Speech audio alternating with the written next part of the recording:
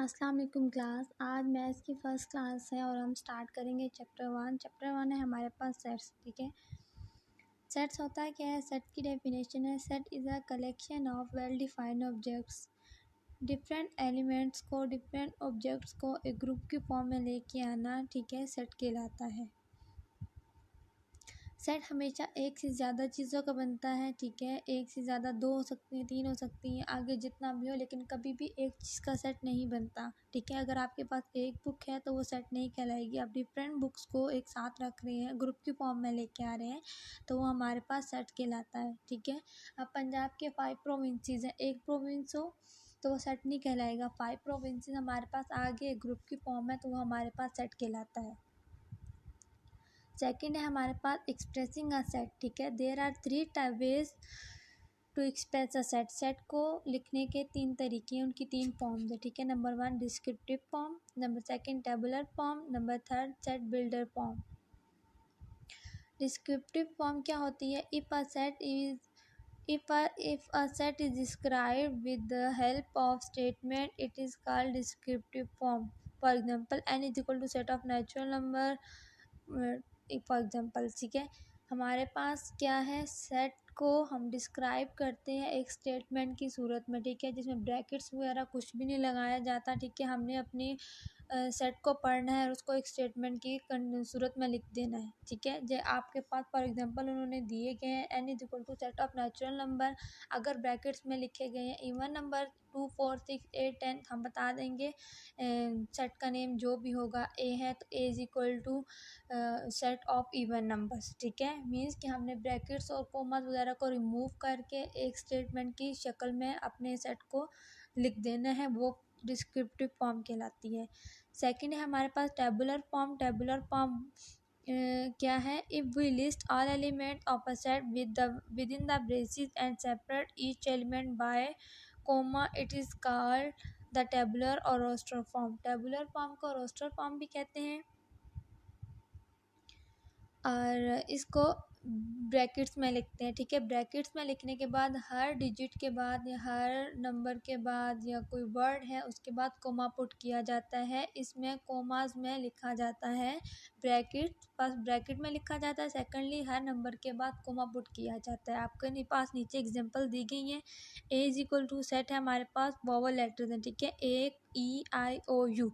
अब आप देखिए हर अल्फ़ाबेट के बाद यहाँ पे कोमा पुट किया गया है। ठीक है, टेबुलर फॉर्म में ब्रैकेट्स में लिखते हैं और हर डिजिट के बाद, हर नंबर के बाद हमारे पास कोमा पुट किया जाता है। ठीक है, अब नंबर 3 है हमारे पास सेट बिल्डर फॉर्म। ठीक है, सेट बिल्डर फॉर्म कौन सी होती है? If a set is describe by using common property of all it's element is called a set builder form. ठीक है, एक प्रॉपर्टी की सूरत में लिखा जाता है, वो क्या? इसमें सिंबल्स यूज होते हैं, ग्रेटर देन, लेस देन के। ठीक है,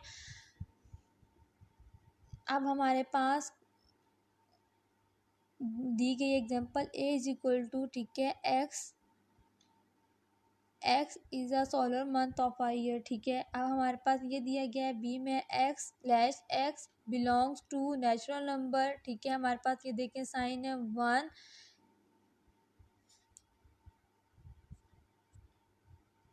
ठीक है, 1 great less than x less than 5। ठीक है, हमारे पास ये दिए गए हैं। ठीक है, इसी तरह अब मैं आपको रिपीट करके बता रही हूँ, सेट को हम 3 तरीक़ों से लिखते हैं, 3 फॉर्म्स में, डिस्क्रिप्टिव फॉर्म, टेबुलर फॉर्म और builder notation form. Descriptive form में हम इसे लिखते हैं स्टेटमेंट की सूरत में, टेबुलर फॉर्म में हम इसे लिखते हैं ब्रैकेट्स और कोमास पुट करके, और सेट बिल्डर फॉर्म में हम इसे लिखते हैं सिंबल्स यूज़ करके। ठीक है, greater than, less than, natural number जो हमारे पास दिए गए हैं, जिस नंबर से रिप्रेजेंट किया जाता है वो लिख के इसको हम एक्सप्लेन करते हैं। अब आ जाते हैं एक्सरसाइज पे। एक्सरसाइज हमारे पास write the following set in descriptive form. ठीक है, अब मैं यहाँ आपको लिख के बताती हूँ। ठीक है, अब हमारे पास क्वेश्चन 1 था A is equal to A E I O U. अब आपको पता है ये क्या है? वोवल लेटर है। ठीक है, हमारे पास ये वोवल लेटर्स हैं तो हम लिखेंगे A is equal to set of vowel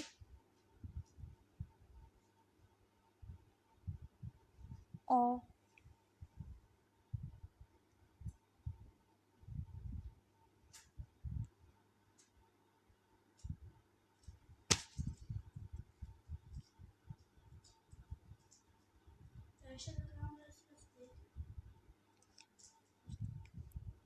English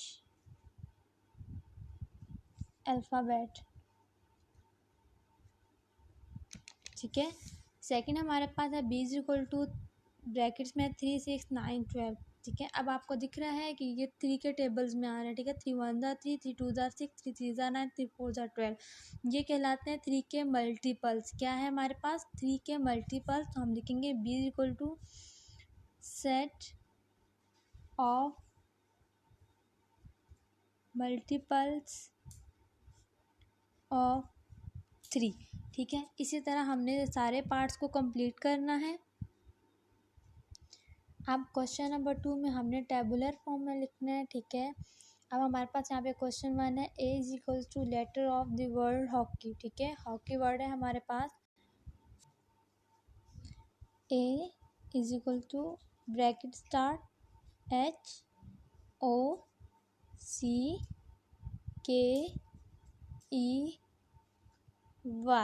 hockey. ठीक है। ये हमने लिख दिया इसको टेबुलर फॉर्म में। अब सेकंड है हमारे पास मल्टीपल्स ऑफ 5 लेस देन 30। ठीक है। इसके मल्टीपल लिखने हैं जो लेस देन होंगे 30 से। हमारे पास इसे लिखेंगे। अब 5 से लेस देन है हमारे पास 30।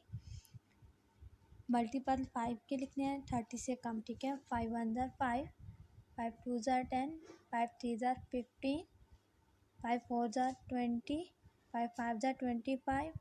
30 से लेस देन था तो आगे 30 आ रहा है। 5 6 ज़ा तो हम 25 तक लिखेंगे। ठीक है। इसी तरह तीनों पार्ट्स के आपने रिमेनिंग क्वेश्चन जो हैं वो आप लोगों ने खुद करने हैं अपनी नीट कॉपीज़ पे। ठीक है। इनके बाकी पार्ट्स आपने खुद करने हैं। ठीक है। और आप ये काम नीट कॉपीज़ में करना है और काइंडली काम नीट एंड क्लीन कीजिएगा। ठीक है। प्रॉपरली हेडिंग दे के homework date and day mention करके आपने डेली का होमवर्क, डेली का काम आपको जो मिल रहा है वो आपने इसको कंप्लीट करना है और अपनी नीट कॉपीज़ में नीट एंड क्लीन करना है। ओके।